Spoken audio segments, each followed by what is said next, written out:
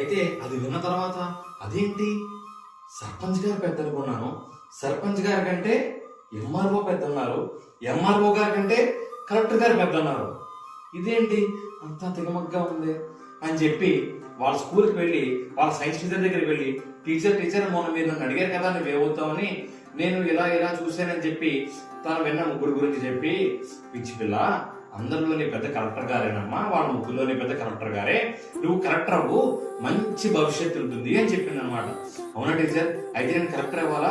Collector అవ్వాలంటే ఏం చదవాలి అంటే ఐఏఎస్ అవ్వాలమ్మా, ఐఏఎస్ పాస్ అవ్వాలి అని చెప్పింది అనమాట. అవునా టీచర్, అయితే నేను ఎలా అయినా సరే ఐఏఎస్ అవుతానని చెప్పి ఆ రోజు సాయంత్రం ఇంటికి పరిగెట్టుకుంటూ వెళ్ళి వాళ్ళ నాన్న దగ్గరికి, నాన్న నేను ఐఏఎస్ అవుతాను అంటే, సరే అమ్మా నువ్వు నాకు చదివేది కానీ, సరే ముందు బట్టలు మార్చుకుంటారా మనం సంతకి వెళ్దాం అన్నాడు అనమాట. మనం ఫాస్ట్గా వెళ్ళి బట్టలు మార్చుకుంటూ వాళ్ళ నాన్న చేపట్టుకుని ఐఏఎస్ అనుకుంటూ సంతలోకి నడుచుకుంటూ వెళ్తాం అనమాట.